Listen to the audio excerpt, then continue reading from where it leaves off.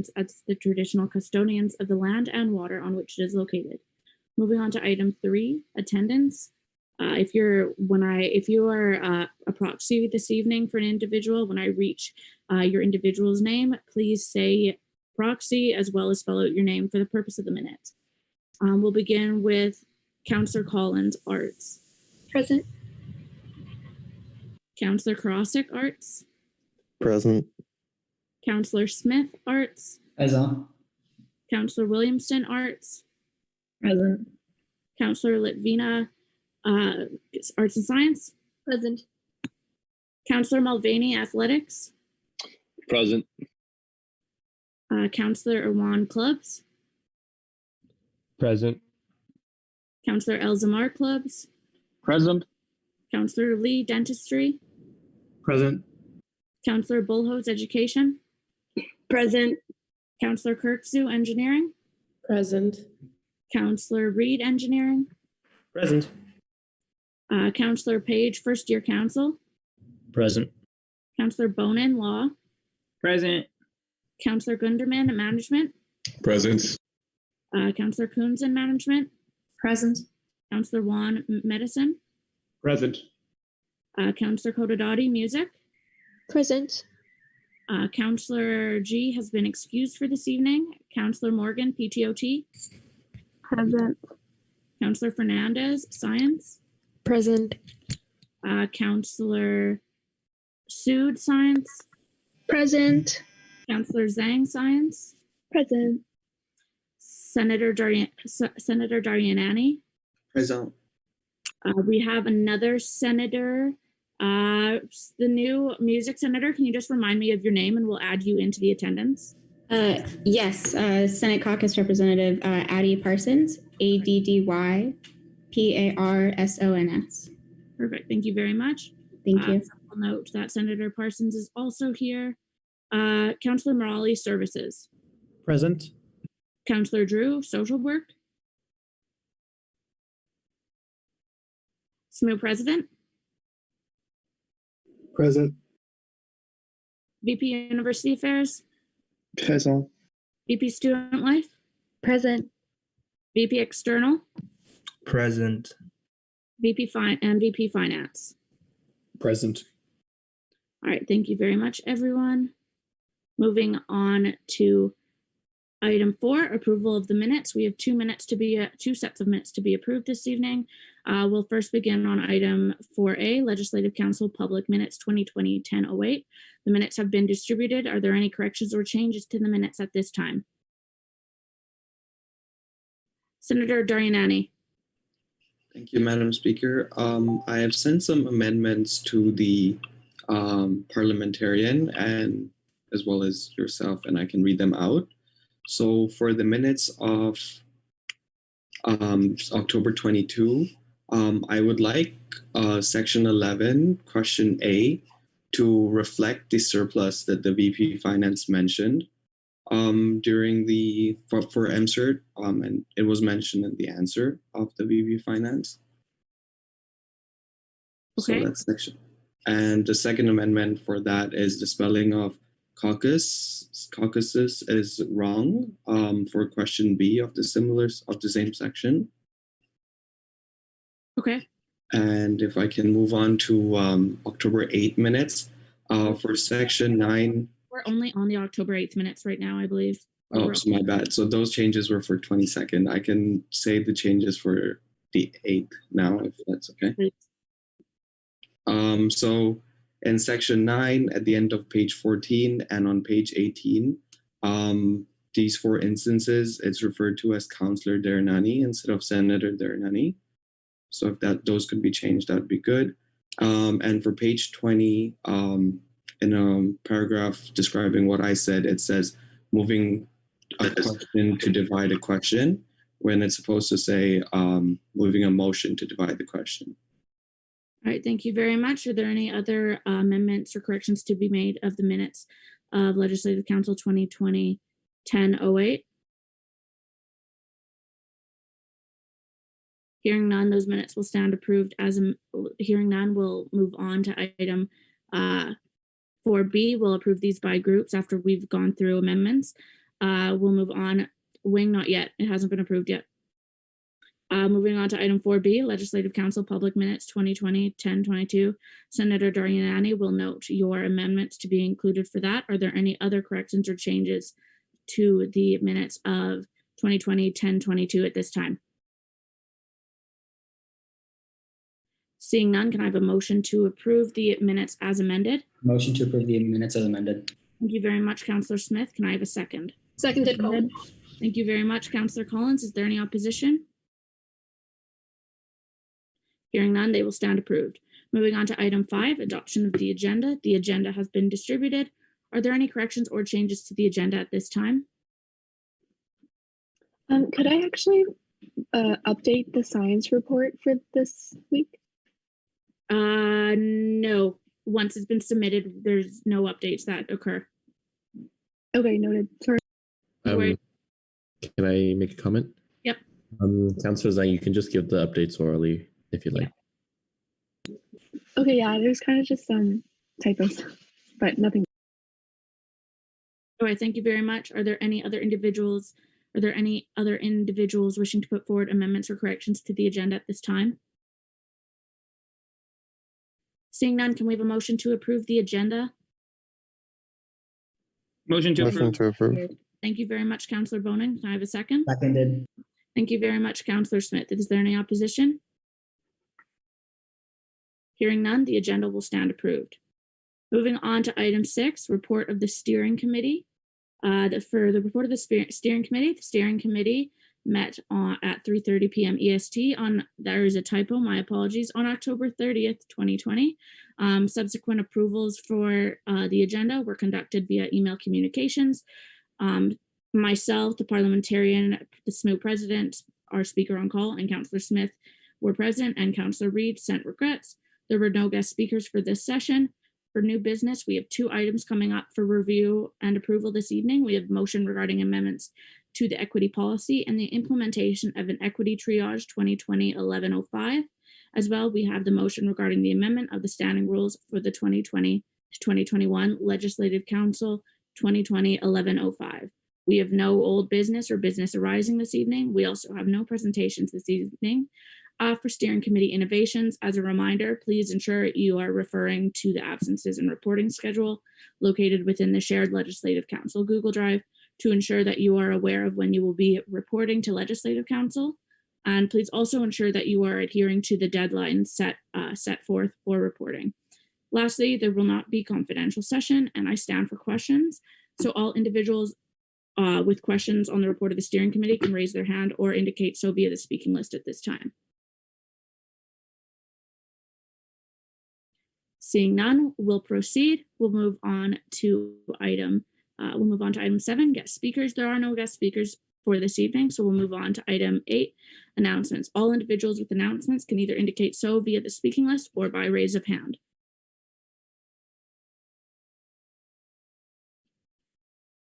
SSMU President.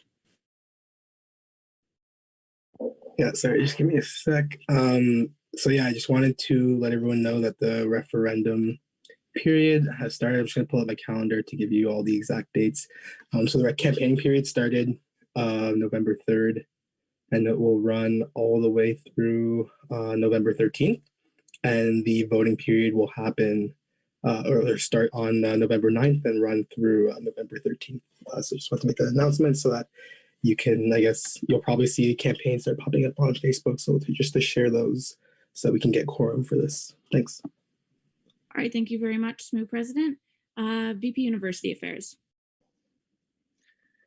Hello. So I have a couple updates from the library that unfortunately couldn't be included in my report in time. But first and foremost, the library has expanded its study hubs. They're opening Red Path 2 on Monday. So that's going to have 175 extra study hub spaces that are all going to be bookable.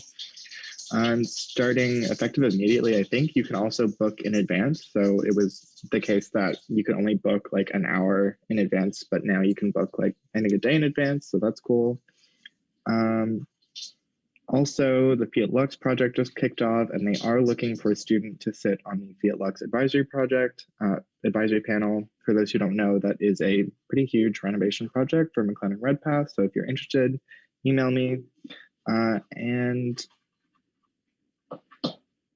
Right, I think that's all I'm going to say for the announcement section. I have some more in my report, but that's it. All right, thank you very much. Seeing no other individuals with announcements at this time, I'll just note for counselors this evening, this begins our first Legislative Council of the year in adherence with the 2017 Constitution. So going forward, we will now be assuming that the amendment to the standing rules takes place. We'll be adopting and adhering to Robert's rules as our method of parliamentary procedure. Going forward, I will also be sending you an updated training for all of you to complete, because I know some of you had not received the original training with Code Verano, but all of you, regardless of whether or not you were present at orientation in September, will be receiving a quick little PowerPoint that I'm expecting you, and we'll be quizzing you with a Google Classroom to complete. As well, I would also, for the executive specifically, but everyone, further note, executives going forward will now be able to participate in voting. Seeing no other individuals wishing to participate in announcements, we'll move forward with question period. So we'll begin with Councillor Smith. Thank you very much, Madam Speaker. And as the SMU president noted, the campaign page for the referendum has officially been launched. And as of last check, it is starting to get some traction. But Madam Speaker, as councils would know, RSVPs to a Facebook event does not equal getting out the vote. And as we saw with the referendum that passed a few weeks ago, turnout isn't always a given. So my question to any member of the executive who would like to answer is, what was learned from the failure to meet quorum at the last referendum that will be applied to this one? And if I might state, if the executive wants some help making some get out the vote memes, shoot me an email. I'm happy to help. All right, thank you very much, Councillor Smith. We'll take any executive to reply.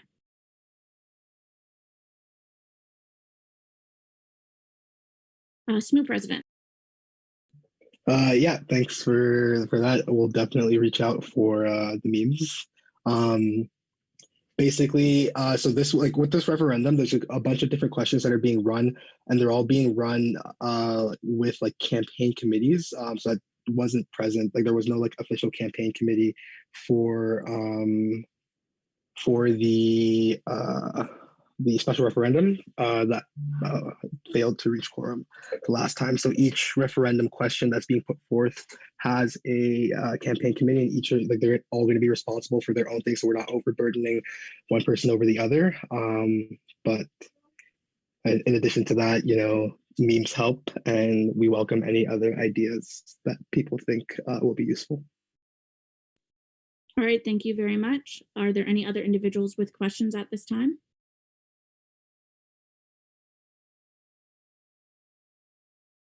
Seeing none, we'll move on to item 10, recess and consent items. I'm just going to note for the executives, I'm just in the process of updating the forms. I realized that the list of the executives were not included. So for the executives, please bear with me for a second. That being said, since we do have a new member of the on Legislative Council this evening, I'll just simply go over the idea of the consent vote.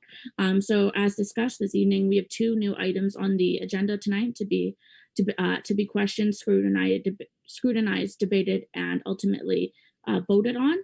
So what the consent vote does is it grants all individuals an opportunity to review the motions before they are actually entertained in front of Legislative Council. So this means if you believe that a motion coming forward to Legislative Council this evening is not contentious, or you do not believe it necessitates either question period or debate, or you know for a fact you will not be participating in those, you are able to vote approve ahead of time.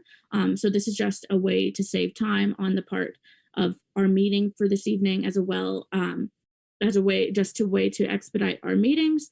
I'm going to note that you have two options on the actual form. You have approve or debate.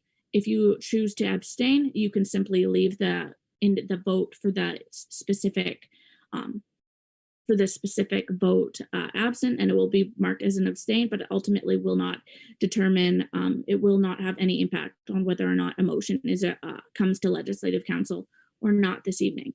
So with that, I am going to open the poll.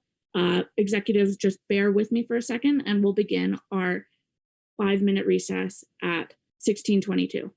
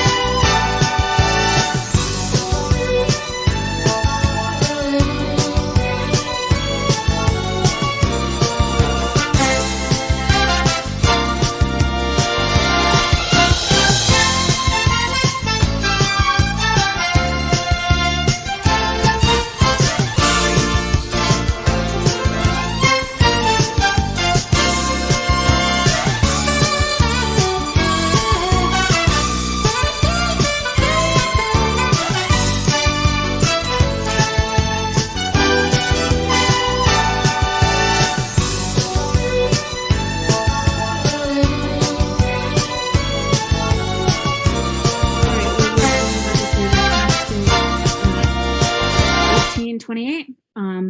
For this evening, one motion has failed by consent vote. The motion regarding amendments to the equity policy and the implementation of an equity triage 2020-1105. Thus, this item will come forward for discussion, question period, debate, and scrutiny for this evening, as well as a vote. However, the motion regarding the amendment of the standing rules for the 2020 to 2021 Legislative Council has been approved. And with that, I will once again note that because it has been approved, going forward, all legislative councils will be governed accordingly to the newest edition of Robert's Rules of Order. Moving on, we are going to move on to item 11, the generative discussion on the 5-year plan. For new counselors here tonight, I'll just give a breakdown of what a generative discussion is. It's simply a facilitated discussion by myself. So this evening as you can see, it's on the 5-year plan. So the SMU president will begin, but it's an opportunity for individuals to provide an opinion, to provide their perspective in a less moderated way, and in a way that you can pose question and items of debate or simply points. Not everything has to adhere to a specific standard of if they fit into question period or debate. But with that, we will begin. My apologies, SMU president, you can take it away. Thank you. I'll just start by saying I might need an extension, or not might, but I definitely will need an extension on the 2-minute time here. But yeah, as part of my platform, I ran on creation of like a long-term plan for the society. So I'm bringing, it's essentially created now. I'm still running consultations within the SMU, but I also wanted to bring it to Legislative Council to consult. So my plan, I guess now, is to walk through the plan with all of you, and then I'll bring it as a notice of motion to next council and hopefully approve of the council after that. But all feedback is welcome in and out of council. Yeah, we can jump to 2 slides from now. Sorry. Yeah, cool. Yeah, so for the background, there's a little photo of Trey because I was inspired by the executive plan that he had left in his exit report. He also wanted me to include a photo of him, so I did that. But basically, in his executive plan, he wanted to see the SMU expand its offerings in the following departments: so staff, operations, clubs, services, and finance. But the SMU currently lacks the infrastructure to support these ideas, and we need to be forward-looking and focus on continual growth. Additionally, the executive turnover is extremely high and often has changing direction, and executive teams acting on impulsive one-year decisions, which is the bane of student unions and the results in ineffectiveness. So with this plan, it's going to create a subcommittee of the Legislative Council, which will include members at large, counselors, directors, executives, and full-time staff to ensure that it gets carried through from year to year. So you can jump. So the overview, so in addition to the 5 categories that Trey had mentioned in his executive plan, I also added the 6th one of advocacy, but again, this plan aims to expand SMU's offerings in the following departments. These sections have a major impact on the quality of service SMU can provide to its constituents, and this plan will only be successful if it's prioritized at the Legislative Council level, the executive level, and internally with the SMU full-time staff. We have a motion. Can we have a motion to extend by 30 minutes? That's the whole generative discussion. We would look favorably on a different suggestion. 10 minutes will be good. Motion to extend by 10 minutes. Thank you very much, Councillor Smith. Can I have a second? Seconded. Motion seconded. Very much, Councillor Williamson. Is there any opposition? Hearing none, the 10-minute extension will be granted. Thank you. So I'll just walk through kind of each of the departments, I guess, with everyone, and then we'll take questions at the end. So with staff, we can jump to the overview. So in comparison to other student unions across Canada, SMU's drastically understaffed. I think most student unions have between 40 and 60 full-time staff. SMU has at this moment 21. So the target is to double our staff by 5 years' time. And the goal with doubling the staff will be to enable SMU to prioritize its services, clubs, and operations in all staffing changes. So yeah, that's just a breakdown of the SMU full-time staff right now. So we have 21 full-time staff, and you can see them broken up by department. So we go to the next page. So yeah, the way I envision this plan is it would start in the year 2021. So by the year 2022, this 21 staff would increase to 24. And so this would be the addition of 2 service coordinators. So one would be under the accounting department and the other would be under the operations department. And these would kind of be to support the services, because in consultations with the services, they've mentioned that they're looking for roles who are more supportive than roles who will add to the bureaucracy, I guess. So like these roles would kind of enable greater support within the services to be able to navigate the different parts of the SMU. And also the accounting department and operations department have also mentioned that they need help in being able to deal with the services. So these 2 service coordinators would be underneath these 2 departments. And then also the addition of a full-time French translator. So as we've noticed, the French translation plan failed last year, and there's been just a general disapproval of the quality of French translation that SMU is able to offer. So this person would be completely responsible for that.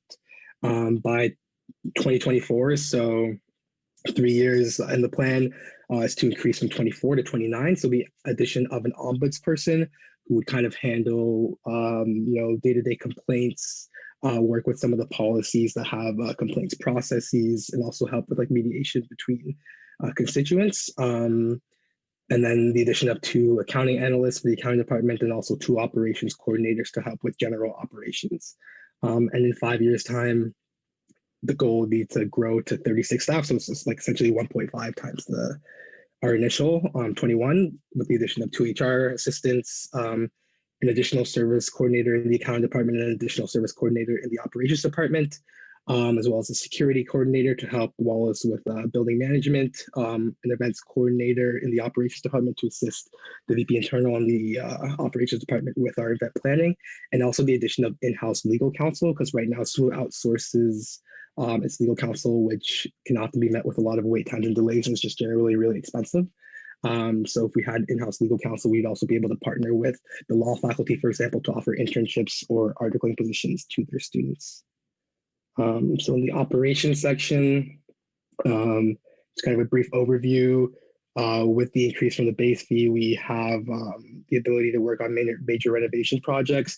Also with 3501 appeal, there's some revenue generating possibilities there. And also it's just designed to expand with some smaller operations that currently don't exist. And so with this section, is probably not all going to be achievable in the 5 years time, but I think several of these should be possible. So these are our current operations that you can see. So with the year 1, the goal is to remove tenants. So I know the building's been closed for a few years, but we have liquid nutrition and La Prep in there right now. They're generally pretty expensive, and satisfaction from the students is quite low. I think we could utilize those spaces for a greater potential. I can talk about that more at the end with like the question period, but I think like a general package depot as well for students to order packages to when they're not going to be home, or if they're worried about it getting stolen off their front lawn. That would be able to, I think that's something that a lot of students want. Additionally, we'd be able to like recycle the boxes and use those with the Trash to Treasure program that runs in May, so that students have boxes to be able to move in and out. Bringing in like a tax clinic would allow, I guess, we'd be able to rent out a couple rooms in the SMU and book, 100 to 200 spots, whatever it is, with either independent accountants or H&R Block to have them help students fill out their accounting or their tax things, their tax season. I think this is really important for McGill's international population because there's a lot of confusion as to where students have to file their taxes. We should come up with a complete designation for 3501 PL. We just put a lot of renovations into it, but it's still kind of, it might be a result of COVID, but it's still kind of being unused right now. And also just like rebranding Gertz and like renovating it to like turn it into like a cafe style thing during the day. In 3 years time, I think we'd be able to renovate second floor cafeteria space because it's a lot of underutilized potential, which could be turned into a quite a nice student lounge. In my opinion, we could also look at getting instant food options there, but I think there's a general need for hangout space on campus. We could renovate the Players Theater to enable like movie screenings and also have external groups come in and book the space. Weekend operations, once Gertz is back, I'm assuming students would want to go on Saturdays and Sundays. And also just like, some smooth events to get the reputation going a bit more. I think we could use a smooth mascot. Marty the Martlet doesn't really make appearance at smooth events. So some small things there. And then for the 5th year, I think we could really expand with summer operations because right now we don't do much in the building with summer. So I think we could bring in or partner with a daycare somewhere to have them use the space, come up with like a smooth general store similar to what EUS has. And the yearbook kind of stopped because I think it was losing money, but I think we could revamp it because I think it's a really cool initiative as long as we find a way to make it sustainable. So we can move on to the club section. So again, the overview, clubs are one of the biggest priorities of SMU, and we should plan better to better integrate these groups in campus life, so providing them with additional resources. So like the current structure for the clubs, they receive assistance from the SMU VP Student Life and VP Finance. Sorry, that's just on the next page there. Yeah, they have access to room booking, banking tokens, which finally moved online. Kudos and shout out to VP Finance for that. And they undergo club auditing and training. So for year 1, we've been looking into a club's portal, but it should be able to have all of those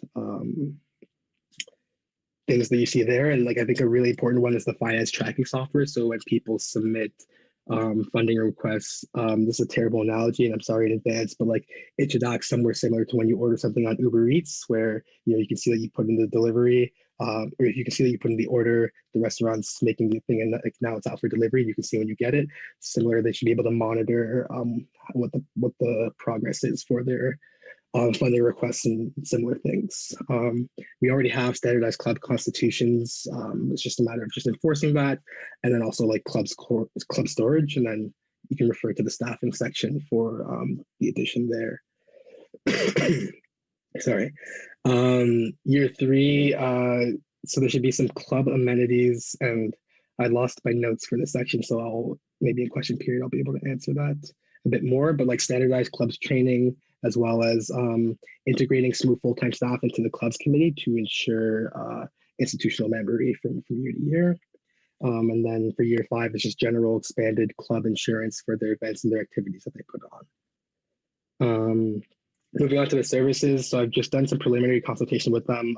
Between now and when I bring it as a notice of motion, there's going to be a lot more consultation pending availability. But again, SMU should kind of, similar to clubs, we should offer greater support for the services because they're really autonomous in the work that they do, and we don't really want to overstep our role in the services that they offer, but we do want to do what we can to help them increase their activities. So again, permanent building space for services and also just helping them grow. So you can see the current services that we have. So there's 16 on the next page. They don't have any direct support from SMU full-time staff. A lot of it goes to SMU VP Student Life or SMU VP Finance, which kind of overburdens those roles as well. And they also have to run individual fees, which go up for renewal every 5 years. So on the next page, we'll see the goals for the year 1. So kind of like the services fee consolidation, which would index these on the SMU base fee. So there wouldn't be a need for services to run their own fee referendums every 5 years, with the potential of having it be voted down by students. And it would also be indexed for inflation from year to year. Services budgeting practice change. So this would just be with the additional support from those full-time staff that you saw in the accounting department. It's just to help them with that as well, because there's a lot of surplus from year to year. And it's just to help them better budget. And then we mentioned the staffing thing. SMU service credit cards, I think that's already rolling out, but again, it should be like put into the plan because there's just a general need for that amongst the services. For year 3, like defining what a smooth service is right now. I can get into that a bit more later time. I think it's really important right now. But also, I don't know if any of you have ever looked on the back of your student IDs, but it's kind of like unnecessary information there. So waste of space. I think that we could put the contact information for services like MCERT, SACOMS, Nightline, Walk Safe, Drive Safe on the back of student IDs, because students carry that wherever they go, and it would just be another way to increase, I guess, smooth involvement. And then for year 5, just like integrating smooth services more. Trash the Treasure, I think, should be granted service status by that time. We should find a secure prayer space for the MSA, like a permanent and secure space for the MSA. And also, this is like, I guess, far reaching, but I think SMU should own therapy dogs. Yeah. Then for the finance section, I talked about it a bit there, but like the fee consolidation for the club and services, like SMU has historically been restricted and short-sighted with student fees. They run for 5-year periods, which locks their money to be used in a specific way and often leads to excessive surplus. The goal is to have more flexibility to allow for long-term planning through the student fee structure, so that you can see kind of what the main objectives are with the fee consolidations, projected base fee increases over the next few years, increased operations and investment optimization. So with the current structure, again, the services renew their fees every 5 years. And SMU's revenues comes primarily from the SMU base fee and operations such as GERTS. By the end of the first year, we should have like the services and club fund consolidation, and also just better electronic tools. We started moving there already because of COVID, but just better electronic tools to allow services and groups to be able to submit their check requests and receipts and everything online. You can move down a couple pages, I think, to year 3. So we have 3501 Peel now. We should really be trying to put in some revenue generating operations there. We put a lot of money into making it accessible and renovating it, and I think if we plan for its use, we should be able to see that money come back. And then the staggered base fee increase, which I already mentioned. And then for year 5, these are just some small things. We should get like a charity numbered endowment, which would allow us to engage with our alumni and also accept donations, and then improve our investment portfolio, as well as look at expanding our daycare operations. This won't be carried out, and I understand that there will be continuous revisions, but is there a particular body that will be holding the SMU accountable for this? And secondly, how will this affect individual portfolios when they are, campaigning for something or the other, like throughout their elections? Yeah, so I'll answer those, I guess, in 2 parts, because there are 2 parts of the question. So for the first one, I mentioned earlier, but it would be the responsibility, I guess, like legislative council would be the supervising authority over this plan. And so I mentioned the subcommittee, which would be a subcommittee of the legislative council, which would include members of Leg Council, members of the exec, members of the full-time staff, members of the board of directors, and members at large. So this would be a committee that's formed year to year, similar to the committees that we have right now. And they would be responsible for presenting updates to the plan 3 times a year. So the first would be in September. They'd present kind of what the goals are for the year. And again, they present at the General Assemblies, and that would be for member input. Then again, they present in second semester, and then come March or April, that's when they would present the additional year to be added on. But again, this committee would serve as like the overarching accountability measure. And then again, with the addition of like the SMU full-time staff for the institutional memory, they'd be able to ensure that the SMU full-time permanent staff are also following, like, I guess, their side of things. And then could you repeat the second question, because I didn't write it down? Sorry. It's okay. Madam Speaker, may I? Yep, Senator Darianani. Thank you.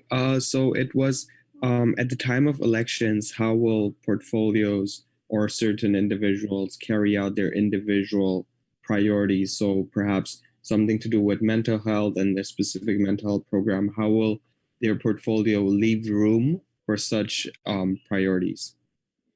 Yeah. So the goal of this plan isn't to hamper on, I guess, the campaigning for their respective positions. Actually, I think it would be something that they could all incorporate into their positions as we move forward because again, people like executives come in year to year with a lot of different ideas. And I think what they find once they've been in the role is, they spend the first 2 or 3 months getting used to it. And then, the next 2 or 3 months kind of filling in gaps of what the last exec left, and then finally there's time to like start implementing ideas. But before you know it, it's basically April, and you have like 30 days left to your term. So you really didn't implement a lot of the campaign material. So the goal, I guess, is when they're thinking about campaigning, they should be thinking about long term and how it already and how their campaign points will integrate well within like the way that the society currently operates, so that it's not really dysfunctional and that we can really be forward looking and focus on that growth. Because again, I think a lot of people will get confused or maybe misunderstand, but it's not necessarily about us more so than like us as individuals running for these positions, more so than it is about ensuring that once we're in these positions, we're still pushing forward and not stuck in like a 1 year kind of loop, if that makes sense. All right, thank you very much, Smooth President. With no other individuals wishing to speak at this time, we will move on. We will move on to item 12, old business. There is no old business for this evening. With that, we'll move on to item 13, new business. We only have one item on the agenda, which is item 13A, motion regarding amendments to the equity policy and the implementation of an equity triage. VP Student Life, were you the one who moved this, or was it VP University Affairs? It was me, and I can speak on it. Okay.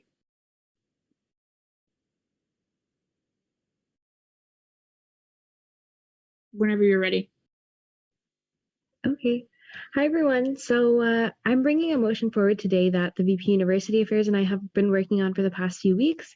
And so it is an amendment to the equity policy, which adds an equity triage process to all of SMU's operations in order to prioritize equity-seeking groups particularly.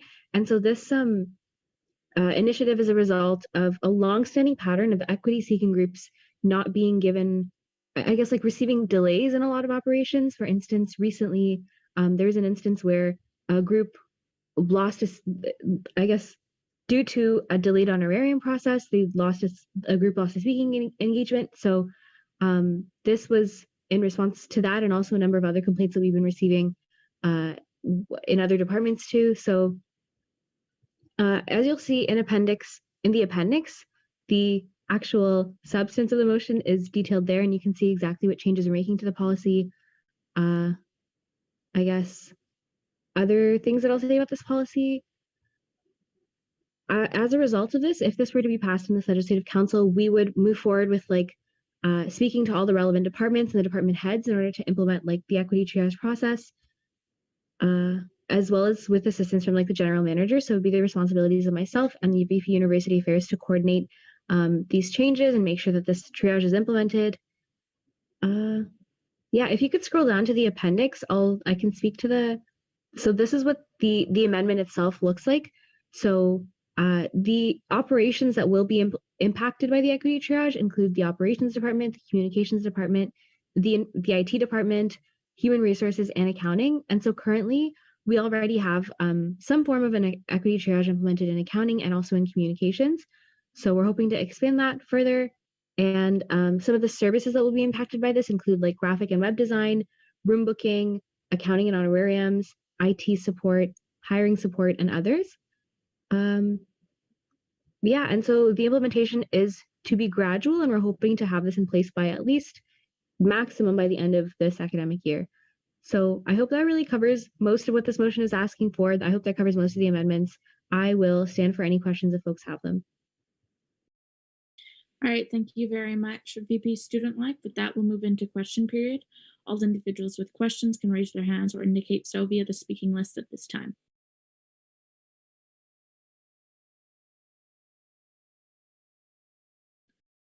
Seeing no individuals with questions, we'll move on to debate. All individuals wishing to participate in debate can indicate so via the speaking list. We'll begin with VP University Affairs. Hello, thank you. I just wanted to add on to what the VP Student Life had said. So not only has this been implemented in accounting communications, we've also spoken to all of the relevant departments basically to ensure that these triages can be implemented, to ensure that it's like operationally feasible. And we've received like really positive feedback from all the departments, at least from the consultations that I've done, and I think from the consultations that the VP Student Life has done as well. It seems like not only are all the departments capable of implementing systems like that, they're all actually quite excited to tackle a program like that. Like all our feedback has been like very enthusiastic. And it seems like this is something that the, I guess, internal operational side of SMU is very excited for as well. All right, thank you very much, VP University Affairs. Councillor Wan. Thank you very much. I'd like to suggest an amendment to the current policy, or I guess an amendment to the current suggestions for the amendments. This would be in section 4.4 in the appendix. So where it says the Vice President Student Life and Collaboration, blah, blah, blah, I'd like to suggest the changes that where it says ensuring that all equity-seeking student groups, I'd like to remove equity-seeking there and instead add it to the very end, where, for example, let's say, and resources available to equity-seeking groups. So that way, all student groups within SMU would be aware of the services that would be available to equity-seeking groups, if that makes sense. All right, we'll take that as a formal move. Can we have a second? Second. Thank you very much, Councillor Page. We'll enter into debate on the amendment. A point of information or point of order. If I consider it a friendly amendment, could it be added without any votes? Yeah, as long as the seconder also agrees. Yep, I agree. Okay. All right, are there any other individuals wishing to participate in debate at this time?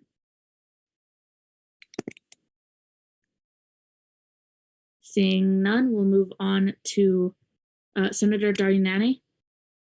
Sorry, that was really last minute, but I just wanted to thank the efforts of the VP Student Life and the VP University Affairs for coming up for something like this.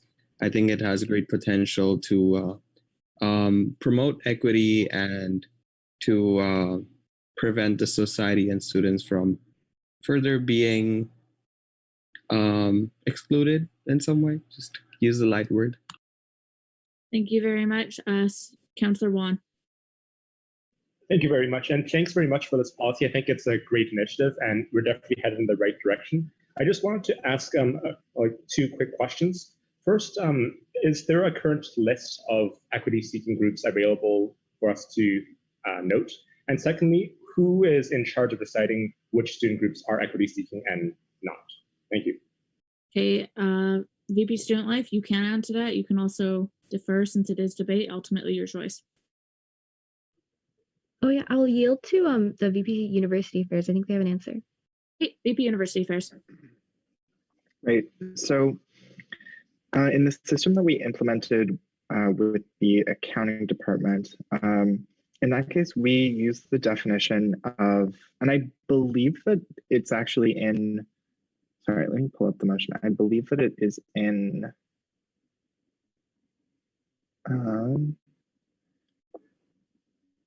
right. So student groups that serve or represent disadvantaged communities is defined by this policy. There isn't a formal list, but the definition that the equity policy provides is groups that serve communities that are disadvantaged, discriminated against, oppressed based on, I believe the wording is a relevant characteristic. So for example, like race, sexuality, gender, religion, ethnicity, nationality, all defined, I think, in the definition section of the equity policy. So while we don't have a running list, I think in this case, it would be up to the individual departments. I guess in like a day-to-day sense, it would most likely be up to the individual departments in consultation with either myself, the VP Student Life, the equity commissioners, while also like keeping with the equity policy. So there are like set definitions that are used as guidelines, although we don't have like a formal list of equity seeking groups, because like year to year, that list is going to change, especially in response to like advocacy initiatives or like political issues.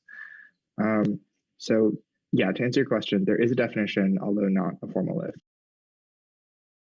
All right, thank you very much. Councillor Reed.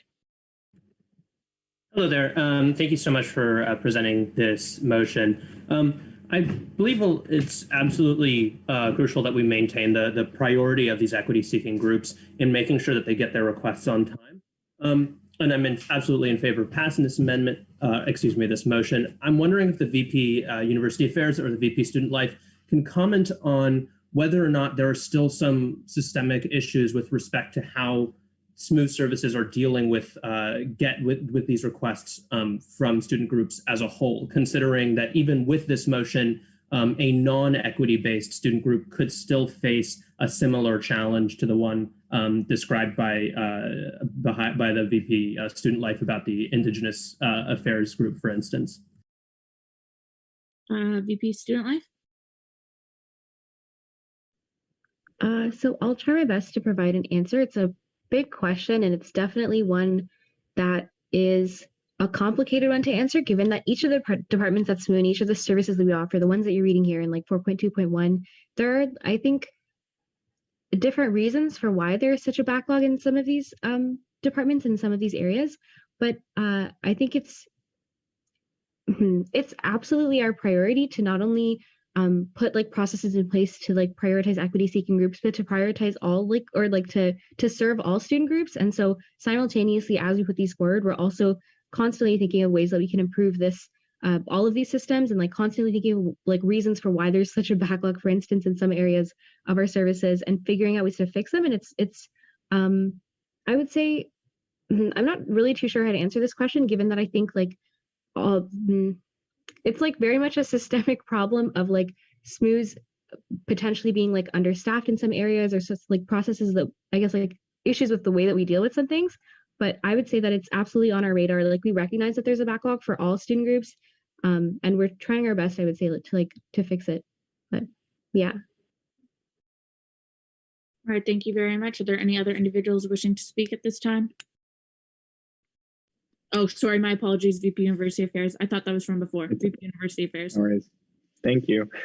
Just to add on to that, I do acknowledge like it is at the end of the day a systemic issue. Like the fact that we need a triage is not ideal. Like in an ideal world, we wouldn't have any backlog. Like we would be able to deal with all the requests in like a timely manner. I think actually, as the president kind of outlined in the generative discussion on the 5-year plan, like we are understaffed. We do have a very limited capacity compared to the services that we're trying to offer and the student body that we have to serve.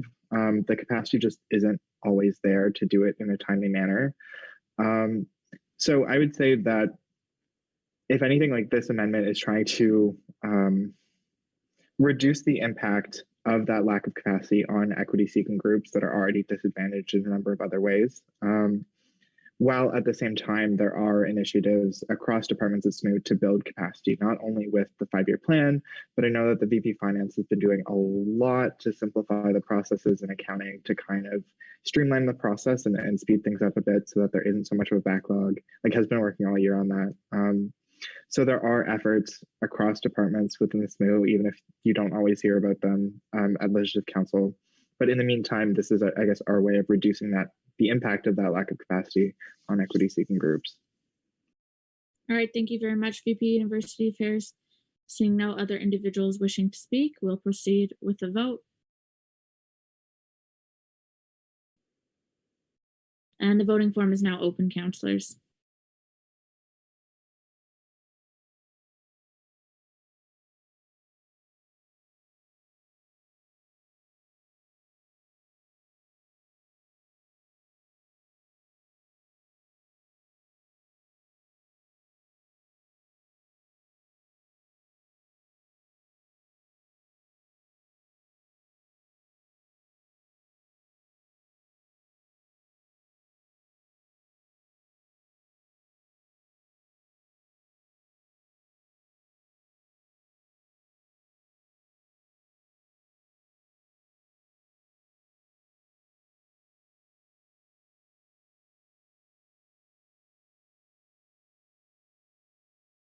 announce the closure of voting in 30 seconds.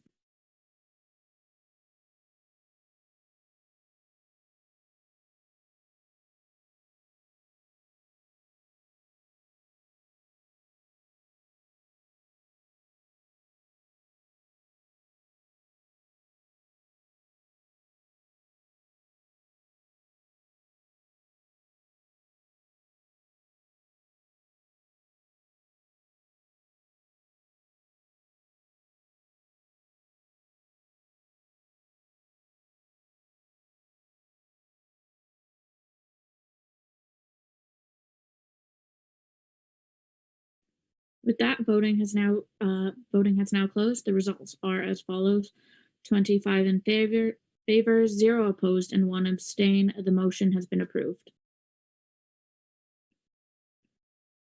Moving on to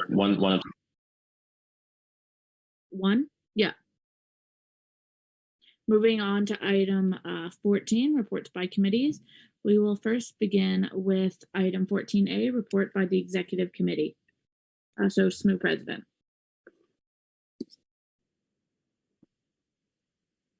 Yeah. Sorry.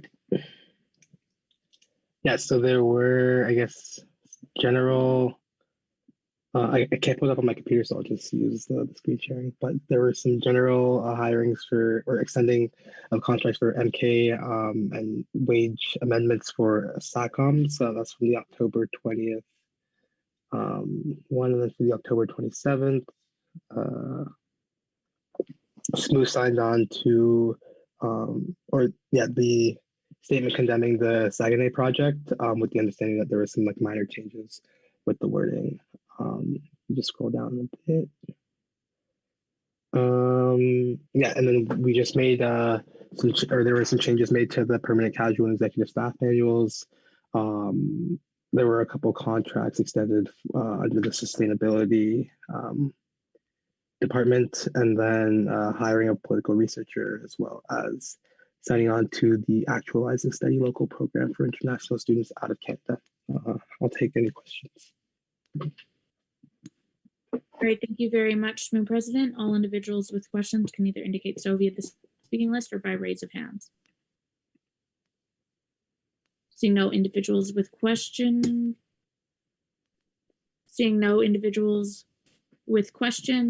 we will move forward with item 14B, report of the Environment Committee.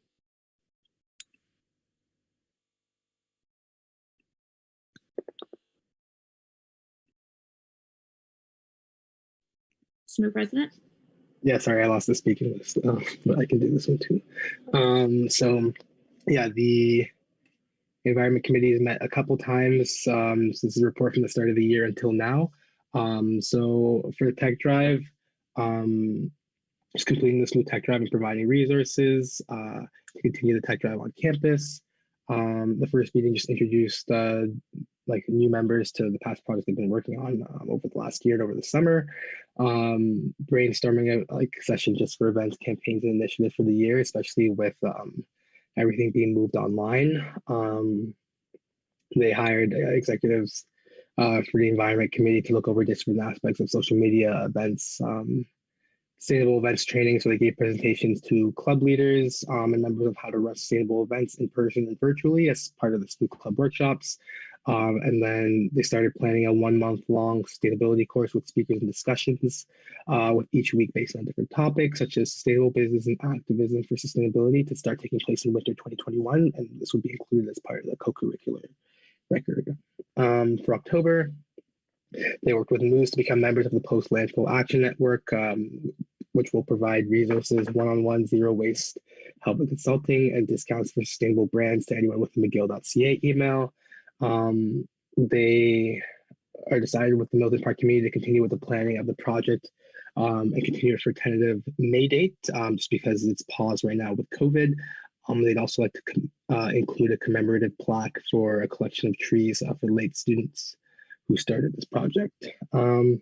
They're working on updating the sustainability website, so the resource page, as well as translating it into French, and also working on promoting blog posts and writing more posts to increase engagement online.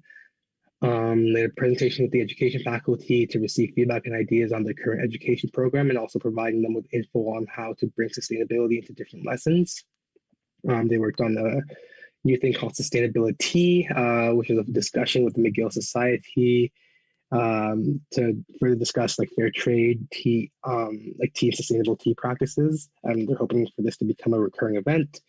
The zero waste map, they're looking on making a map showing stores, co-ops that offer sustainable resources around Montreal.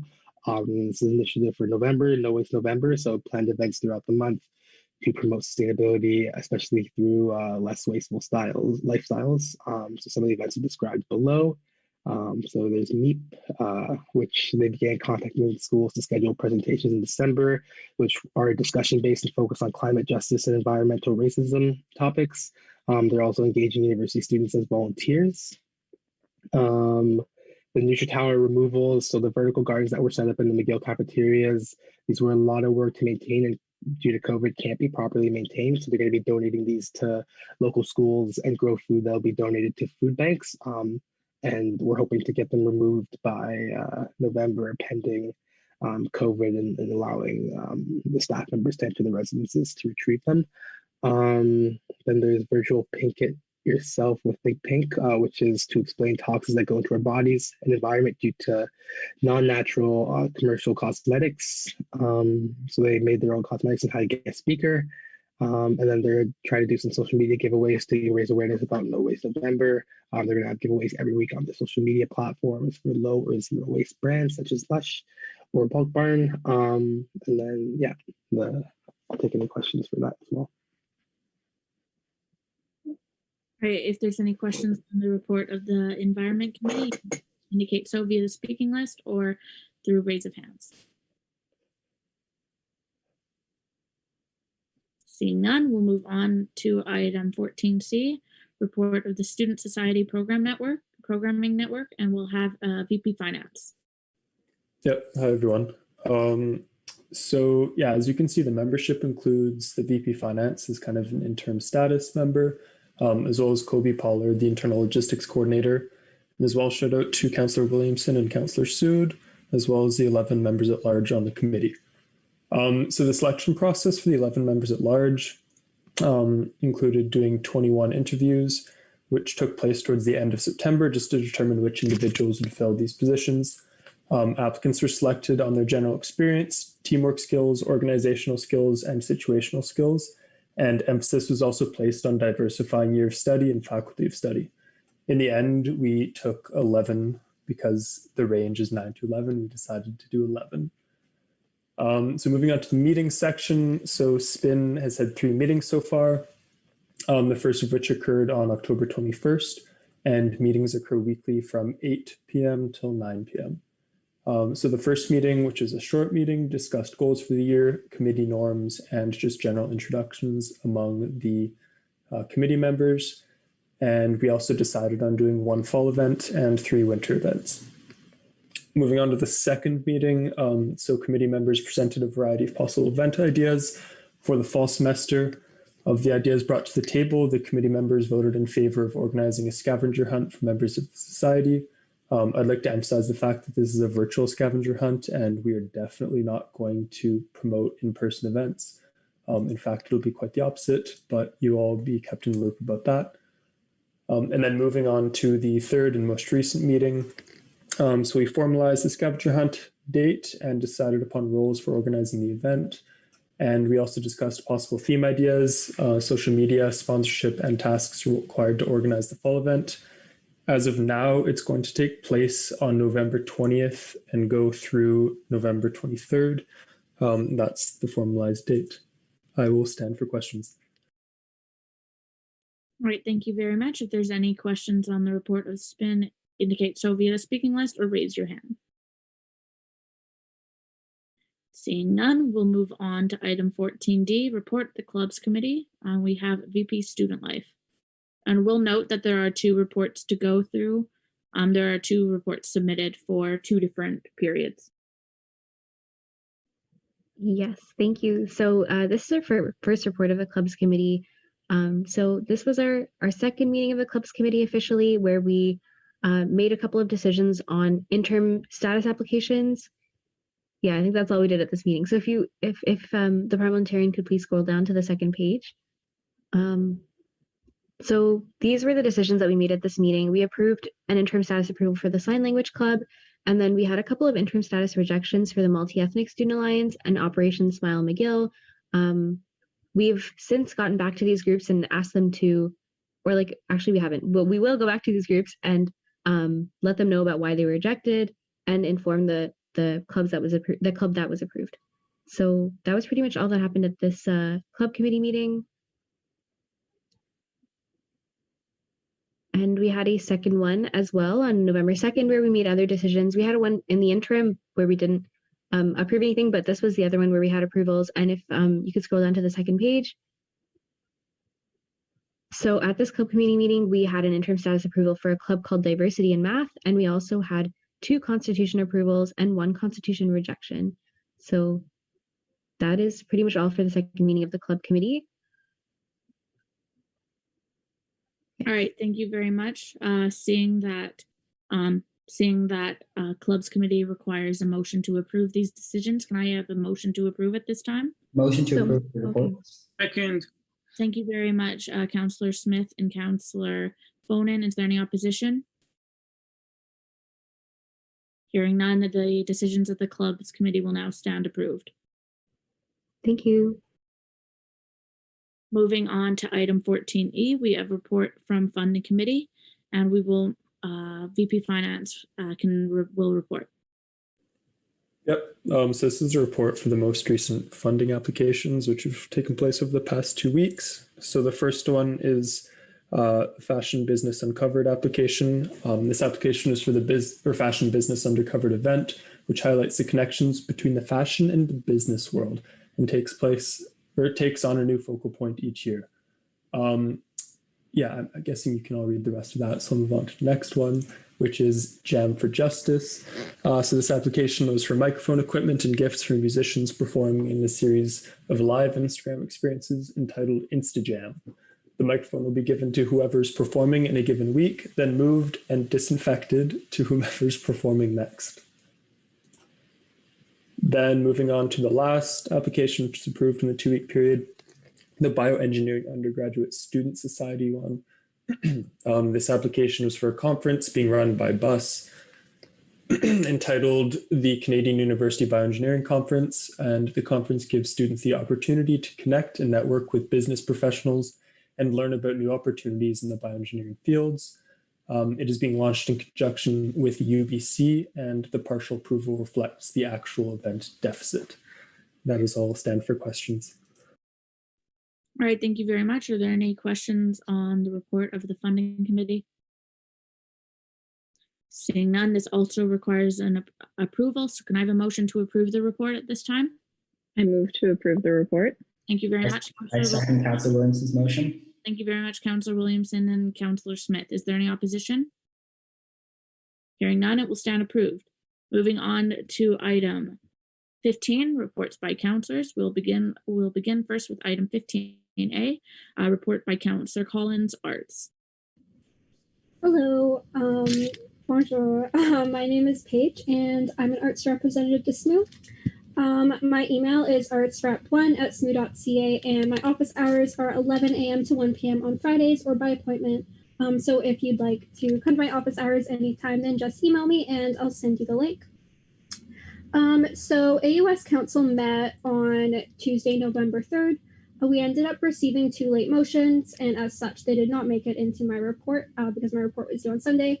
Both motions were constitutional amendments. One was for ASUS and the other was for LAPSA. And both late motions were passed by council. Shortly after, AUS Council motioned to table all outstanding motions, as well as executive reports, senator reports, and departmental association reports until the next session of council, which is November 17th, due to the US election. Hopefully by then the election will be called so we can start getting through reports because we are pretty backlogged with departmental association reports right now. Committee allocations are also now complete.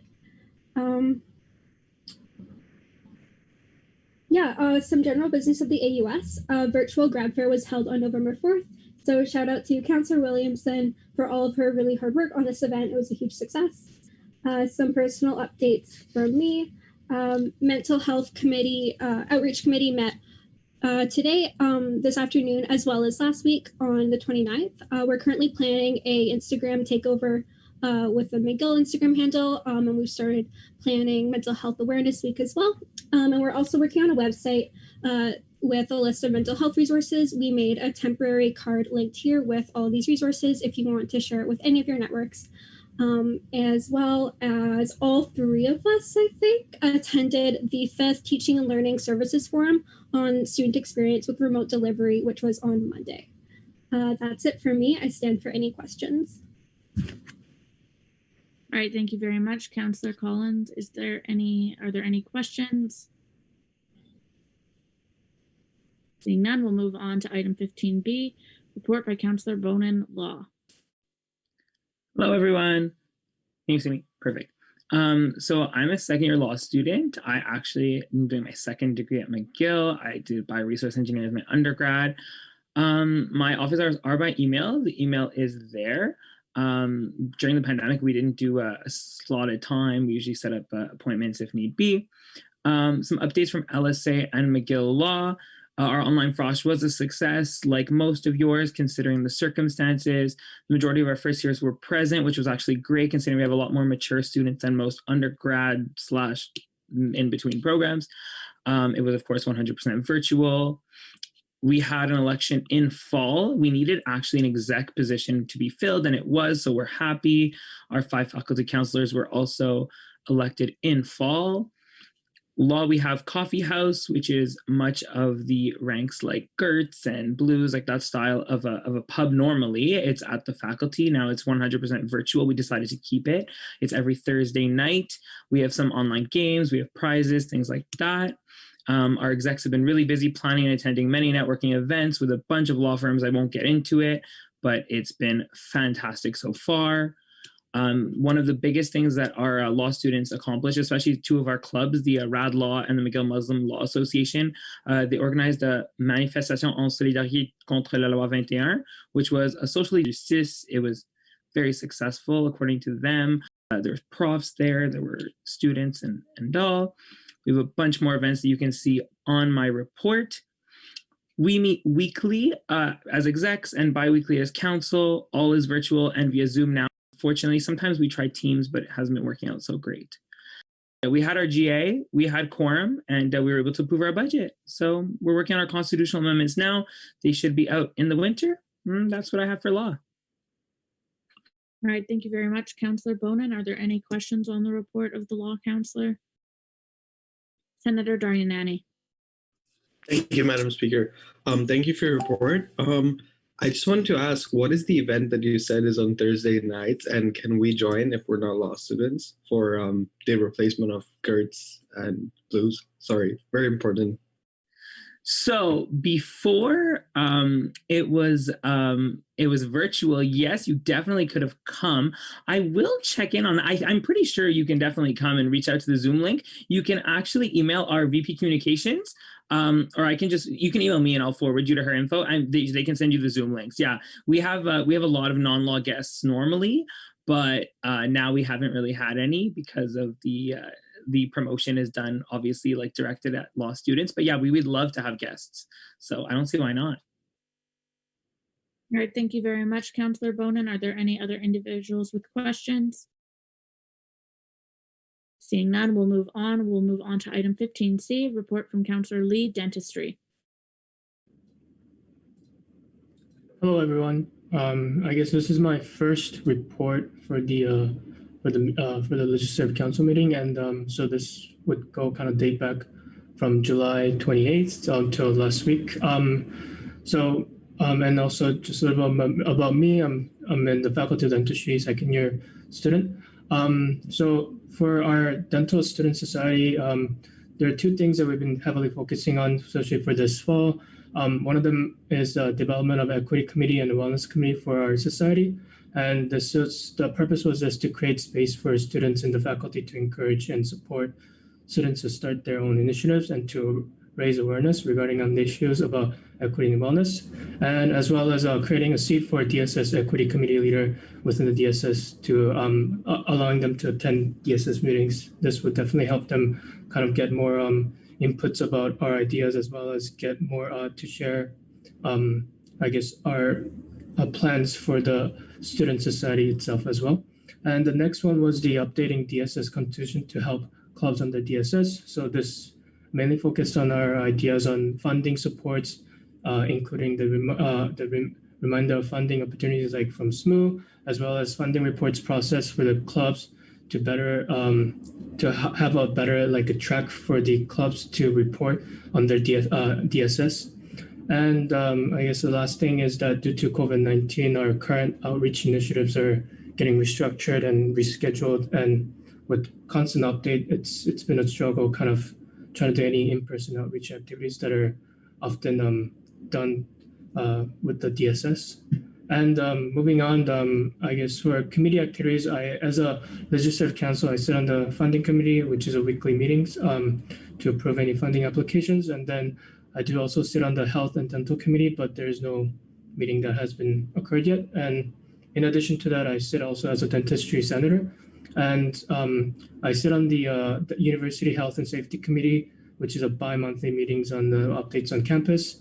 And one of the highlights that I wanted to maybe pass on was a discussion regarding the COVID-19 updates in the campus, as well as the school's next semester plan for during the pandemic, which was one of the idea was that they wanted to have a discussion about increasing the student access to residents and welcoming international students back to Montreal.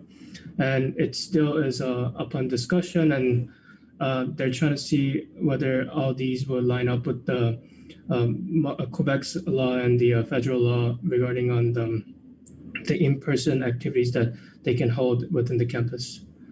And the other committee that I sit on is a course evaluation advisory group, and that still has no meeting yet. So, and I guess that would conclude my report, and my emails under here, and I'll stand for any questions. All right, thank you very much. Are there any questions on the report of the dentistry representative? Seeing none, we'll move on to item 15D, report from Councillor Zhang, Science. Okay, hello everyone. So just a little bit about me. I'm Joy. I'm in my U1 year of biochem. I was born in New York, but I grew up near Toronto, but it's kind of just whatever. I sit on the Affordable Housing Committee, and so if you have any questions, you can contact me on Facebook or at my email at the link up there. There's a couple of typos on this page, but nothing big, so I'll hopefully talk through those. In terms of the Constitution, we do have a couple of constitutional amendments that were presented as a notice of motion in our past couple of GCs. And so I said it would be up for a motion on November 4th, but it should be actually up for motion on the next GC just because of a couple of updates for that. And so if this is approved, it will be up for a faculty-wide referendum. In terms of academics, our VP academic is working to have the online assessments to have some better timing. So 2x plus 30 minutes is just the kind of standard as to how long these kind of assessments can be. And she's also working to get rid of forward-only testing for the winter semester. We have some collaboration with Fresca for potentially a virtual study hall for all faculty students. And so some other academic initiatives are Science Behind the Screen. So these are like panels for research careers, virtual lab tour, online note exchange. And this past week we had grad fair, had around 75 schools, and that was pretty great. And Academia Week has been confirmed to be on January 25th to 29th with the overarching theme of science communication. In terms of finance, our audit is officially done for the 2019-2020 school year. And for sustainability, there's a couple of events and initiatives here. So for Charity Week, which is, I believe, this upcoming week, there's going to be a bunch of events there, and all the proceeds for Charity Week go to Old Prairie Mission, which is a COVID relief charity. For mental health committee, all the hosts, they host peer support groups on Zooms. I think every other week or a couple times a month. And so they promote wellness via their Instagram. For Sussex, they have a No Waste November challenge. And for social sustainability, they're planning Queer History Month initiatives via social media posts and a webinar on racially specific healthcare services. And that's all for me. All right, thank you very much. Are there any questions on the report of the science representative? Seeing none, we'll move on to item 16, reports by executives. We'll begin with item 16A, report from the president. Yeah, so there's not too much on this report, so I took a couple days off between last council and now, and a lot of my spare time was put into more work on the 5-year plan. But under the advocacy and representation, so in student services, they're hiring an equity, diversity, and inclusion officer. So I'm on the interview committee for that position. And so we went through the first round of interviews. The candidates were good. If we could have combined them all into one person, we definitely would. We'd have a super EDI officer, but obviously we can't do that. So we're, I guess, providing our feedback on the candidates right now, and we're going to be looking at the next steps, which may be a second round of interviews, depending on what the committee feels at a later date. But that's coming along quite nicely. For sustainability, I guess I won't really give that much of an update here, just because all of it was in the environment report. And then for the projects, as you all know, I gave the presentation earlier for the 5-year plan, but that's kind of like the timeline I'm working on. So the presentation was today. Hopefully notice of motion at next council and motion approval so that we can start implementation at the start of second semester. So, 2021 would be like the start of the implementation. Again, feedback is welcome. I think the presentation should have been uploaded to the drive. So if ever you want to take that to your constituents, or if you just have ideas yourself, definitely send me an email. We can set up a time to meet over the next 2 weeks to discuss that. And then for committees, it's kind of like a standing item for you crew, but the debt-free degree campaign is officially launched. So you might be seeing that if you have it on our social medias. It's a campaign that's run by all of the schools that are representatives on U crew, and we're gearing up for Provincial Lobby Week, which is going to happen online this year, the week of November 23rd. So that's going to be myself and the VP External will be the SMU representatives there. So I'm really excited for that. Bacon is a standing committee, which I'm sure the VP University Affairs will give more updates on.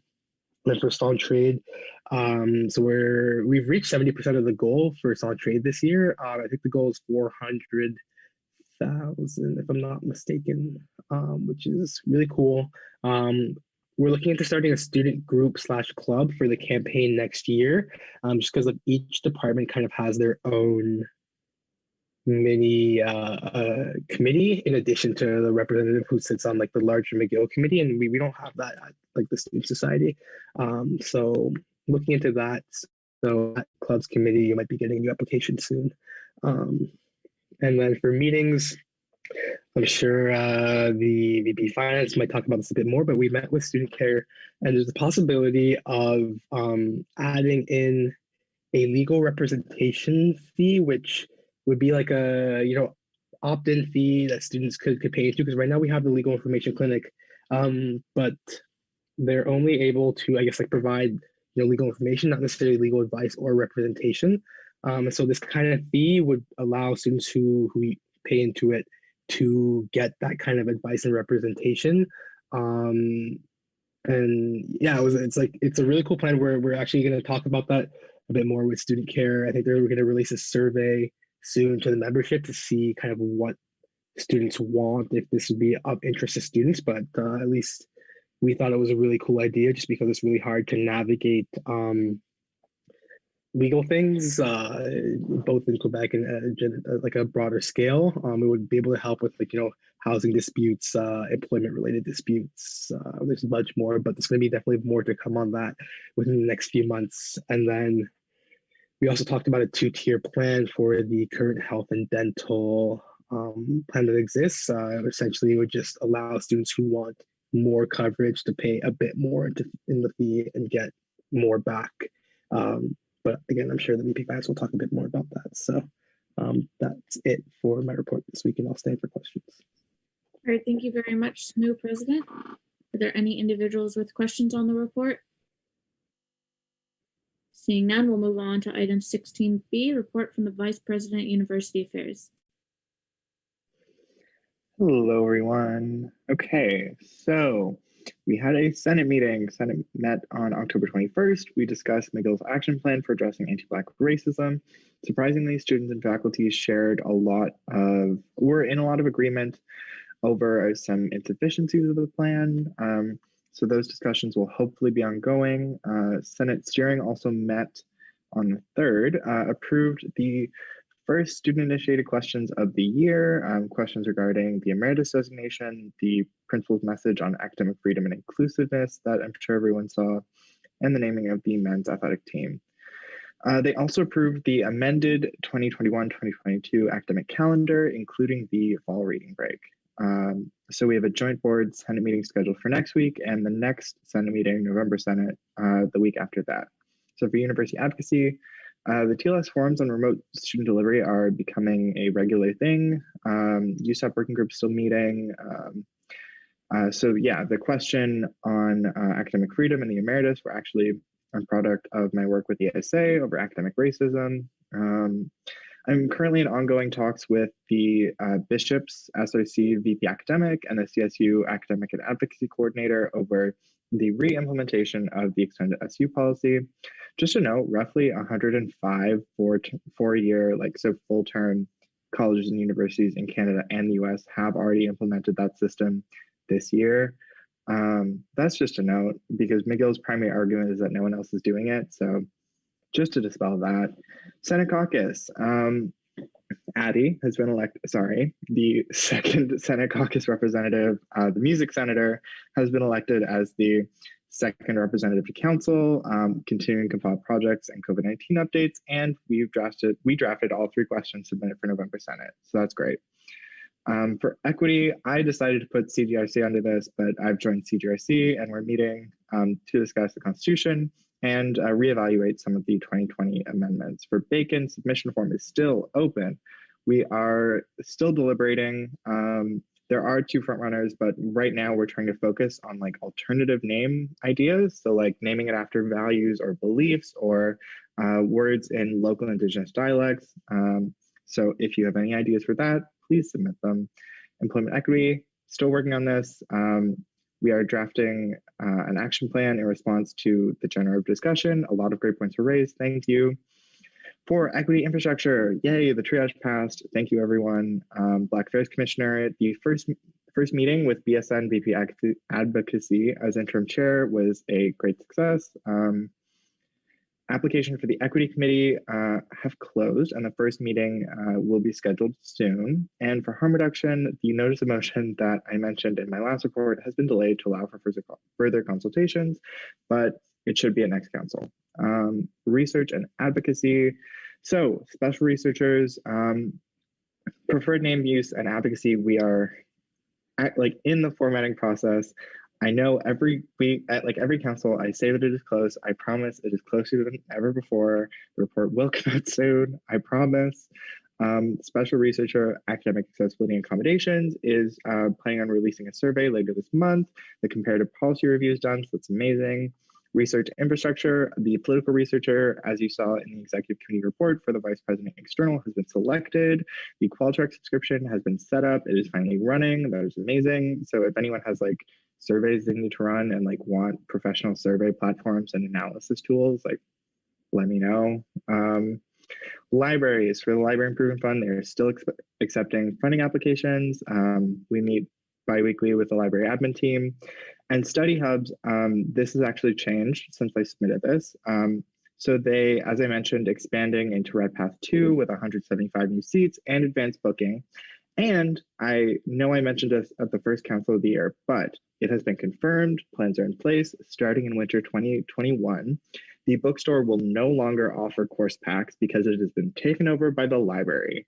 So essentially, all active courses with course packs, the library is in communication with the lecturers, and all the necessary content is going to be taken out of either library reserves. They're going to be making new purchases, replacing it with like stuff in their archive, scanning new material to supplement all course packs, which are all going to be offered free of charge digitally through my courses. So that is OER's big win this semester. So hopefully a lot of students will appreciate that. And that is it for my report. All right, thank you. I think there's a question. Are there any questions on the report of the VP University Affairs? Seeing none, we'll move on to item 16C, report of the Vice President Finance. Hello, everyone. So this is the report of the Vice President of Finance for the period of October 23rd through November 5th. So I'll start with general finances and accounting. So the Finance Committee is currently conducting investigation into SSMU student fee policies, also known as ISFEP. Most of you should know about that now because that was at a previous council. And we're currently in the consultation phase of the investigation. So this investigation will evaluate the current process for new fees to be approved. We'll also do a fee proposal evaluation, fee recipient accountability, and managing the budgets. Looking at what recourse does the SSMU have to change fee amounts once they've been passed, the process for renewing fees, and information needed for Ledge Council to be able to make an informed decision about fee renewal.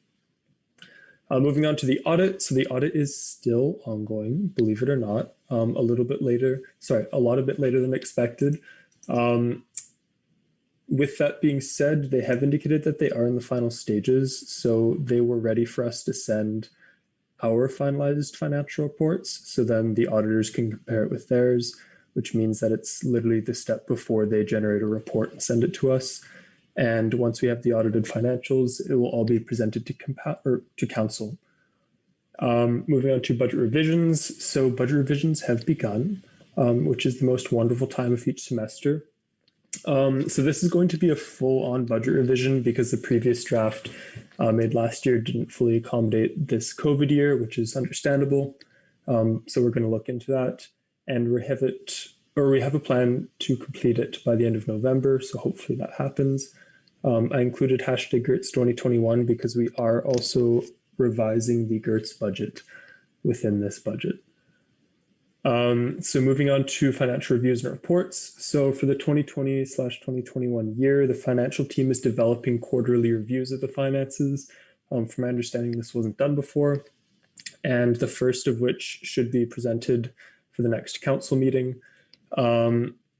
And as well, the team has been working on developing a system to provide signing officers of each department monthly financial reports, which is something that's been highly requested from a bunch of different officers or signing officers.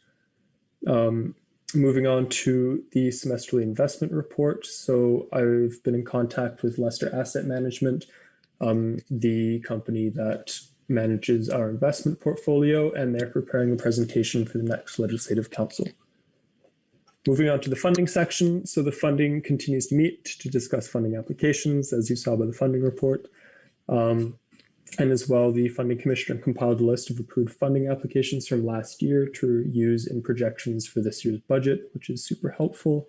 Then funding committee revisions. So I've been in discussion with the funding commissioner regarding committee terms of reference amendments and just updating it for the 2020-2021 year. And this will hopefully improve the timeline for funding applications and increase general clarity. I've brought this up before. It's taken a little bit longer than I originally anticipated, but it is still very much in the works. And I'm looking forward to bringing that to council.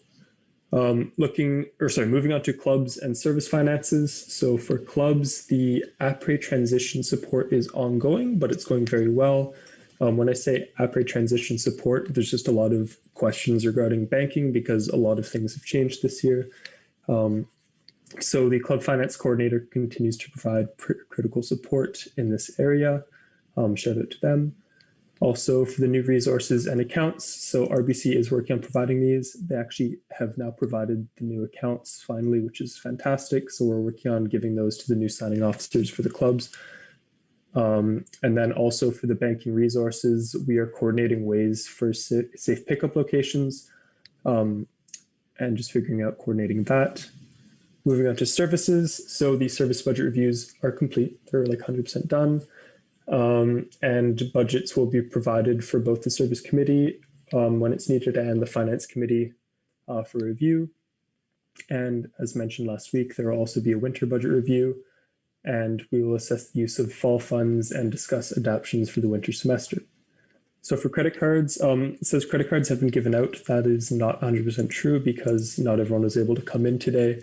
So some more services will come in tomorrow to grab their cards. And as well, the SSMU credit card reconciliation guide has been completed and will be provided to all of the services as well as executives and relevant staff in the coming days. For the other section, so SPIN, you all saw the report for SPIN, so I won't get into that at all. My office hours, so I've added new days, so it's now Wednesday and Friday from 3 until 5, just because they have been super popular. So that is a new thing for that. And as well, one thing that I forgot to mention on the report, but Mark mentioned it. So in meetings with student care, they've brought up a legal representation plan and as well the 2-tier health and dental plan. So I will stand for questions. All right, thank you very much. Are there any questions on the report of the VP Finance? Seeing none, we'll proceed. We'll move on to item 16D, report of the Vice President Student Life. Okay, hi everyone. So for my report, I'll begin with clubs. So for the Club Portal Committee, as I've pretty much outlined in my other reports, it's going well. And we're going to have a quite long next 2 Club Portal committees to go through each department and see how we can adapt the operations to fit a Club Portal. Club committee meetings have been happening every week, and as you saw today, we made some decisions. I've been also working with the Student Life Administrative Assistant to I guess work on a lot of like background things like assessing club activity this semester, organizing student group information form entries, and also keeping track of workshop attendance. So the club website designer has been hired and is being onboarded. And I had a couple of meetings as well for clubs. So moving on to services, there were a couple of meetings that happened with a couple of committees. And this week, last week, and the following week, I'm going to be doing interviews with all 16 services to assess them for the services review committee with the services administrative assistant, Jim. And so services are continuing also to move into the university center and unpack their belongings. And lastly, I had a meeting with MCER to talk about their year. For mental health, I attended the SMU mental health team meeting that happened on November 4th. And also as an update, the mental health fee increase was no longer needed. In fact, at the last board of directors meeting, it wasn't passed. So the reason for that is because the mental health commissioner is working with folks from the Wellness Hub in collaboration and also with folks from PGSS to find a digital wellness solution that may or may not be Wellness World, but is now like more robust, has student services finance or backing behind it and support behind it. So I think this is probably a better way to go. And in fact, was probably mentioned by like some counselors at the meeting where this mental health fee was passed or fee increase was passed. So things are going well on that front. So there was a Keep Me Safe update that happened on October 28th.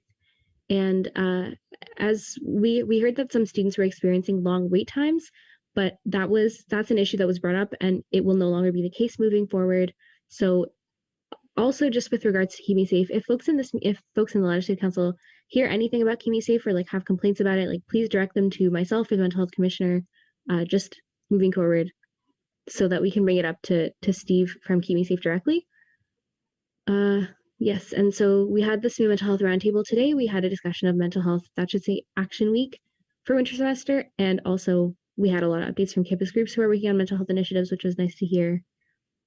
For family care, so the referendum is ongoing. The voting period begins on the 9th of November and ends on the 13th, so all of next week.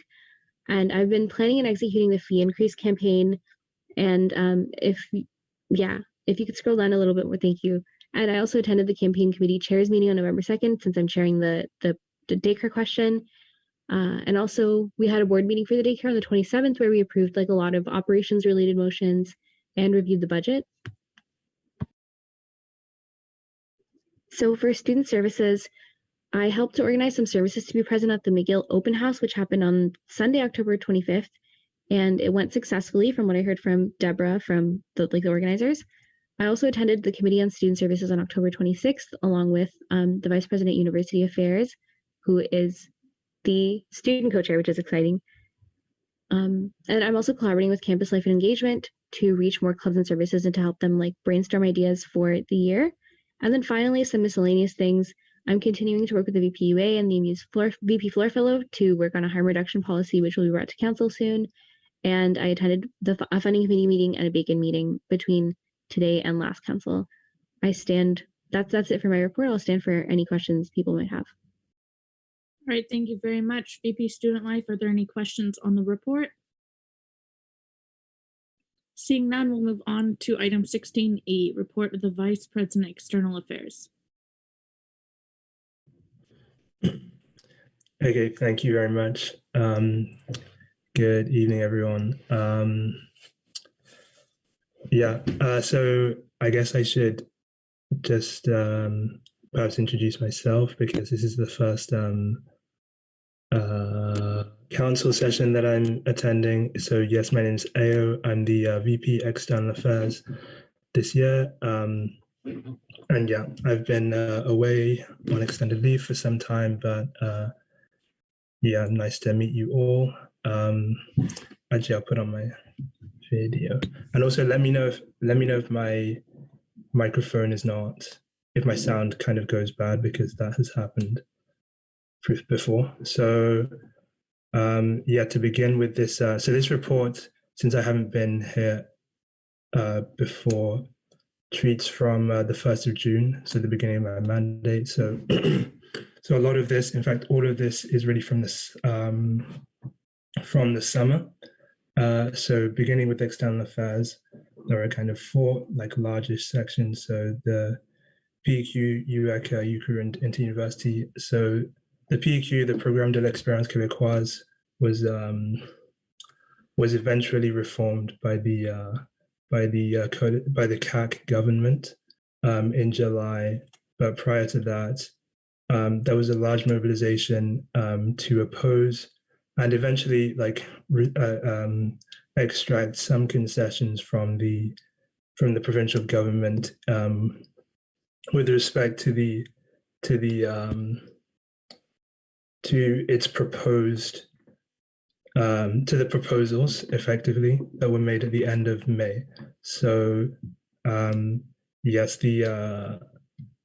within the External Affairs Office, we provided material and mobilization support for Le Québec CNOSC, which was the main organization kind of leading the opposition. And then similarly, we organized collaborations with that organization, the Immigrant Worker Center, the FTQ, and several other organizations. Then further to that, I consulted with or was in communication with our university administration, the Vice President Communications and External Relations, and those will be resumed now that I'm back. Then similarly with UEC, so UEC being the Union étudiante du Québec, which was also an organization, which is an organization that was also kind of working to oppose the reforms. So with the assistance of especially the Concordia Student Union, we worked to kind of enhance the agitation of the UEC, basically to strengthen their kind of opposition to the reforms. Also, we as executives attended some of the training camps, training sessions hosted by UEC in the early summer, and a variety of the committees, specific working committees treating on mental health, socio-political affairs, and others, including student financing and debt. UCRU Jamark has certainly spoken a lot about UCRU. But of course, yeah, we were both attending meetings of the board. I was also attending the advocacy meetings. Within the advocacy committee, I, with my counterpart from the University of Toronto Student Union, went to draft letters to the federal ministers Qualtrough and Mendocino, which are the ministers of Mendocino is the Minister of Immigration, Qualtrough I forget, to advocate for a variety of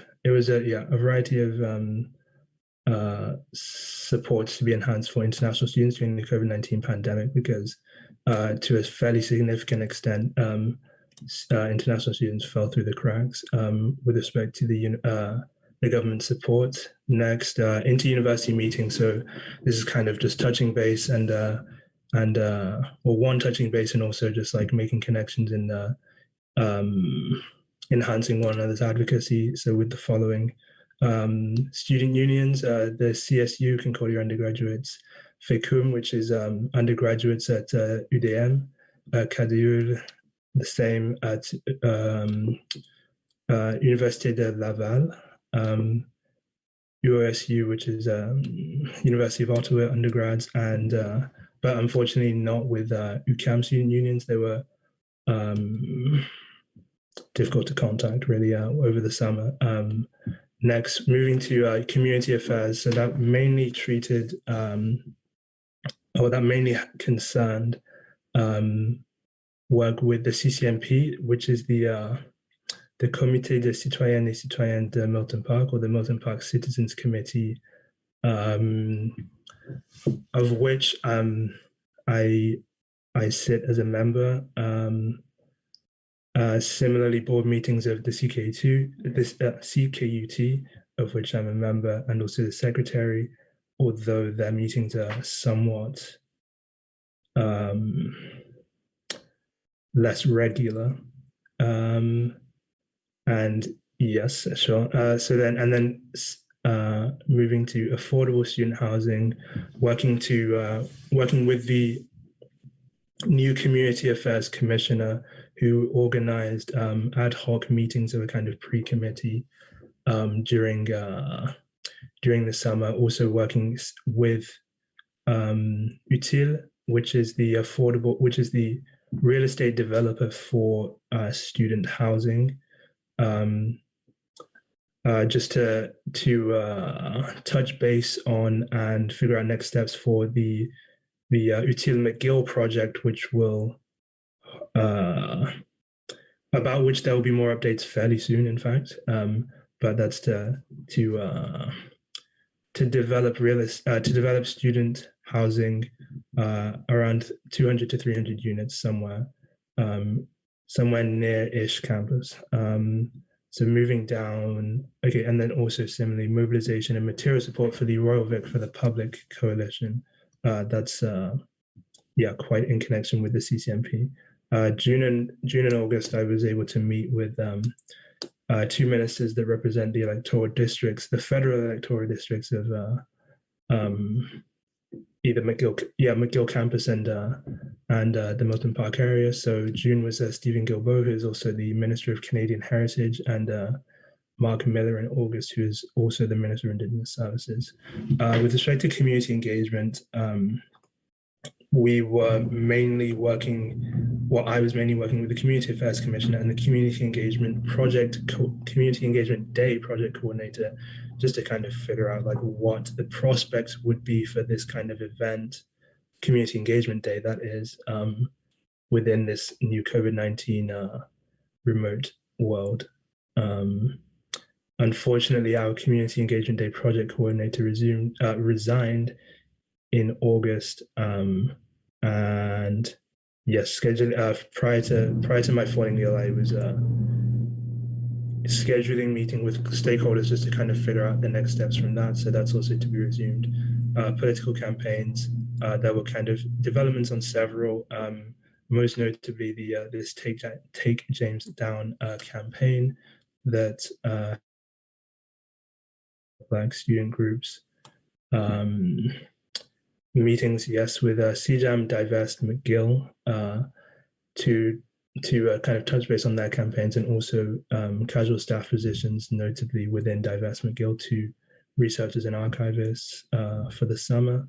I was working on a campaigns guide with one of the campaigns coordinators, Noah Fisher, and yeah, also helped with mobilization support for this is the Simon Fraser Student Union campaign against the Trans Mountain expansion, and the Defund the Police Coalition with the BSN.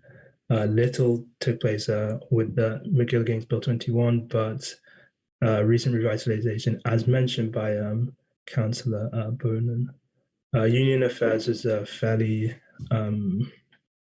low energy commitment over the summer, with the mainly concerned meetings of the McGill Communities Council and general sort of amplification of student workers' concerns, primarily through AgSem, or primarily of AgSem and Amuse, but also like our own SMUnian, and then various other kind of projects internal to SMU, whatever took place, including, I suppose, notably the creation of an honorarium guide that with the help of the VP Finance and Indigenous Affairs Commissioner, that was also kind of a fruit of the same issue, of which the equity triage that we just today passed is concerned, with VP University Affairs and the BSN developing a Black Affairs Committee and Commissioner. Also, I kind of worked as a to facilitate the meetings of a kind of pre or proto commission, or committee rather, for the Black student groups over the summer. Parallel to that, attended meetings with the administration on anti-Black racism with the president and the Black Students Network. Attended meetings and kind of helped coordinate addressing incidents of academic racism. I think there were at least 3 that were brought to light over the summer, and yes, some of which are still ongoing. The development and hiring of a political researcher, thanks to the VP University Affairs for taking that on in my absence. And then to be kind of resumed is the updating and development of the External Affairs website, and in the absence of a VP internal, I assumed alumni affairs responsibilities. So that is the report, and I can stand for questions. Thank you. Great, thank you very much, VP External. Are there any questions on the report?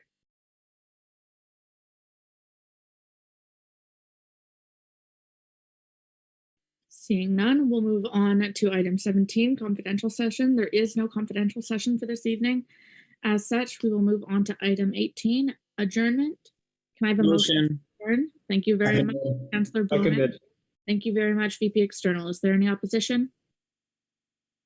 Hearing none, we will come to adjournment at 2011.